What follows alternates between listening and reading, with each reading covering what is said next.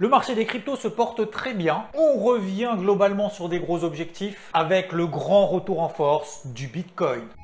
Dogecoin, Binance Coin, Bitcoin, Ethereum, Litecoin, Bitcoin, Ultra, Litecoin, Ethereum, Dogecoin, Binance Coin. Wow. Parlons banque en commençant par US Bank, la cinquième plus grande banque aux États-Unis, banque de détail, qui lance son système de garde de crypto-monnaies. Et ce, pour les gestionnaires de fonds. Ils pourront stocker leurs clés privées en Bitcoin, Bitcoin Cash, Litecoin et l'Ethereum, ça viendra un petit peu plus tard. C'est déjà le cas pour d'autres banques. Aujourd'hui, beaucoup de fonds sont dans les starting blocks pour le jour où la SEC, l'autorité des marchés aux États-Unis, approuve un ETF Bitcoin. Bank of America a déjà un pied dedans et elle renforce même son équipe puisqu'elle pense que les actifs numériques pourraient être une classe d'actifs à part entière. Comme sur les marchés traditionnels, les actions, les devises, les taux, les matières premières, même si ici on pense déjà que c'est une classe d'actifs à part entière. La banque note que les investissements en capital risque dans la crypto, également dans la technologie blockchain, ont dépassé les 17 milliards de dollars au premier semestre. On est largement au-dessus des 5 milliards de dollars à la même période l'année passée. Le seul risque pour elle à court terme, c'est l'incertitude au niveau de la réglementation. Et encore, franchement, on a vu ce que ça a donné en Chine. Pour autant, il existe encore des arnaques, à l'image de l'ICO, c'est l'équivalent de l'IPO sur les marchés traditionnels, introduction en bourse. Sur le marché des cryptos, c'est donc l'ICO, c'est un mode de financement via l'émission de jetons, contrairement à l'émission d'actions sur le marché traditionnel. À propos de Airnext, l'AMF avertit donc, puisqu'elle soupçonne d'avoir reçu de la part des porteurs de projets des documents qui sont faux. Et donc, ça ne lui permet pas d'avoir de visa pour son ICO. L'objectif d'Airnext est de commercialiser des billets de transport, que ce soit de train ou d'avion, en paiement en crypto-monnaie. Plus terre à terre, l'imposition forfaitaire sur les crypto-monnaies, alors ça marche quand on est en plus-value, parce qu'en moins-value, du coup, on ne paye pas des impôts quand on perd déjà de l'argent sur les marchés. On est à 30% avec les prélèvements sociaux, et ça a été jugé pénalisant pour les plus modestes. Je reprends ici le tweet de Grégory, merci d'ailleurs à lui pour son contenu toujours autant intéressant et pertinent, et comme il l'indique, 3 députés proposent de pouvoir éviter d'être au forfait, mais plutôt à l'imposition à l'IR. Bref, donnez le choix. Est-ce que tu as déjà pensé à la transmission de crypto? Pour des enfants si tu en as, pour tes proches, pour ceux à qui reviendra toute ta fortune en crypto-monnaie si jamais... Le Congrès des notaires de France a proposé une solution. L'utilisation du testament mystique tombé en désuétude. Ça veut dire que tu remets ta clé ou les codes de tes accès à tes brokers au notaire. Hop, on met sous pli fermé au coffre et tu conserves ça précieusement. Et le jour où...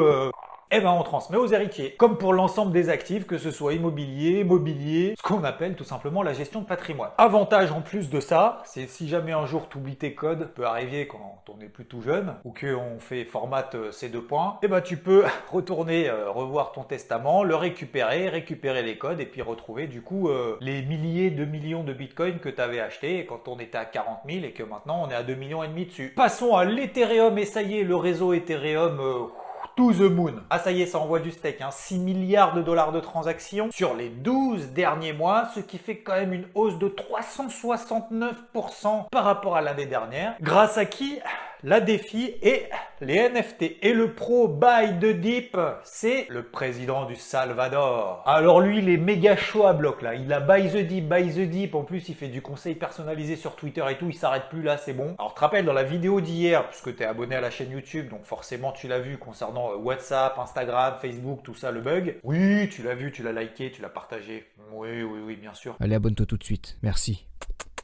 Qui ouvre donc la voie à la décentralisation, et ça n'a pas loupé. Le président y est allé également de son propre tweet. Transition. Les big pumps du moment sont attribués premièrement à Shiba, et oui, plus forte progression de la semaine, aidée par Elon Musk. Alors elle était complètement morte, la crypto, depuis le mois de juin, et là, bim, 3 jours, 250%. Normal. Alors c'est sûr que c'est un peu frustrant parce que tu dis en fait moi je me fais un peu chier, tu vois, étudier les projets, avoir une gestion de portefeuille pas trop risquée, jaloux, 30, 40, 50%, une poche investissement, une poche trading, machin tout ça, et un projet complètement daubé, c'est le truc le plus énorme qui s'est passé dans la semaine. Sachant que les volumes d'échanges sont quasiment aussi importants que la capitalisation totale du Shiba. Donc visiblement aidé par cette magnifique photo de Elon Musk, également par l'intégration de Shiba dans Coinbase en septembre. Bon, c'est très dangereux, ça fait rêver, ça fait chier si on est passé à trave, mais attention à ne pas être le pigeon qui permet au pigeon qui est rentré avant toi de pouvoir sortir, même si je sais que vous le savez déjà. Deuxième plus forte hausse parmi le top 100, donc des cryptos les plus capitalisés au monde, Axie Infinity, 70% quand même. Elle a explosé ses records historiques, sachant qu'elle avait déjà été multipliée par 20 entre juillet et septembre. Quand même, hein. Elle a activé le staking, tu bloques des coins Axie en échange d'un intérêt. Dernièrement, elle a levé 150 millions de dollars, après un petit tour de table pour une valorisation de 3 milliards. Et visiblement, celui qui dirige le tour de table, c'est un fonds américain, Horowitz. Je mets l'article qu'ils ont pondu en description, si ça t'intéresse de savoir pourquoi est-ce qu'ils sont méga chauds sur le projet. Et du coup, c'est quoi ce truc? C'est un univers numérique pour animaux de compagnie. C'est une sorte de mélange entre élevage, combat, un peu du style Clash of Clans. Les personnages sont des NFT, donc tu peux après l'échanger sur le marché secondaire. Tu gagnes des coins si tu gagnes des batailles. Et visiblement, je dis bien visiblement, c'est l'un des jeux qui a la croissance la plus rapide au monde en ce moment. Je mets quelques liens en description si tu veux aller jeter un œil et te faire ton propre avis.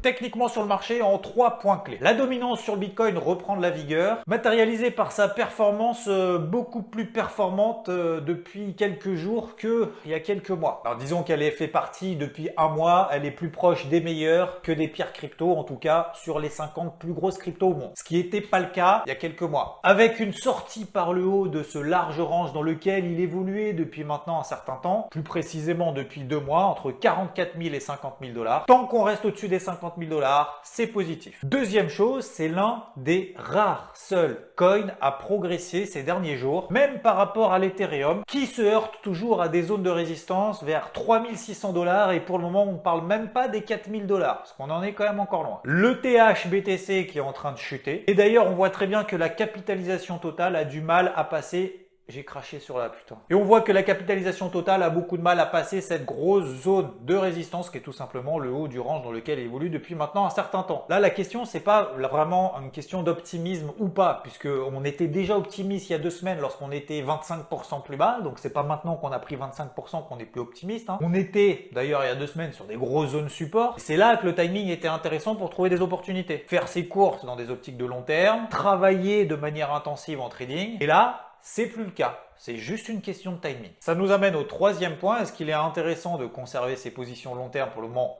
Oui, il n'y a pas de signal de retournement. On n'a pas invalidé quoi que ce soit. Et à l'inverse, tout ne s'est pas envolé en mode FOMO, to the moon, machin et tout. Absolument pas. Pour se dire, bah, ça a beaucoup trop monté, c'est beaucoup trop euphorique. Et derrière, ça risque de s'effondrer. On n'est pas dans ce...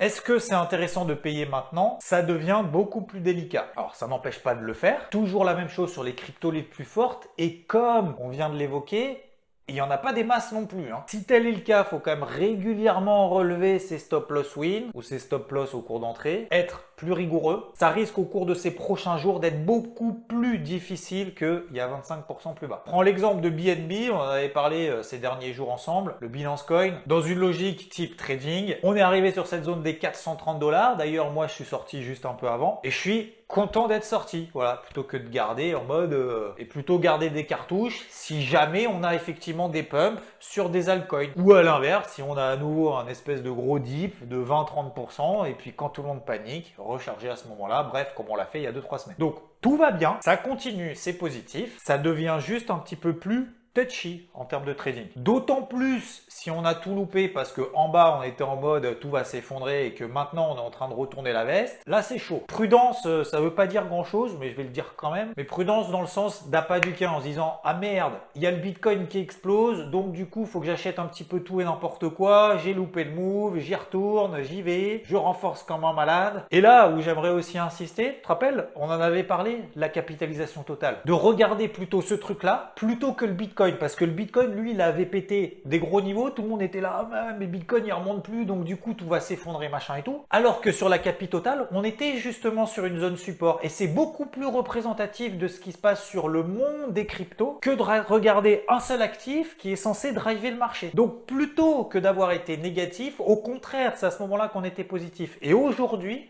on est en train de reproduire la même situation, mais à l'inverse. Le Bitcoin, il s'envole tout seul, et les autres, à quelques exceptions près, comme on l'a vu. Alors forcément, la hausse du Bitcoin, ça va aider probablement aux altcoins, au moins de tenir leur niveau, voire de relancer un peu. Mais c'est pas parce que le Bitcoin montera à 50 000, 55, 56 000 que tout monte. Il y a forcément des signaux aussi ailleurs. Donc, restons positifs, oui, avec le sourire. Autant d'ailleurs que 25% plus bas, mais restons réalistes et objectif. S'il y a des signaux haussiers sur les cryptos que tu suis, oui, on peut y aller. Si on achète tout et n'importe quoi parce que le Bitcoin monte, je suis pas sûr que ce soit une bonne idée. Je vous laisse là-dessus. Merci pour vos likes, vos commentaires. Ciao, ciao, ciao, ciao, ciao, ciao!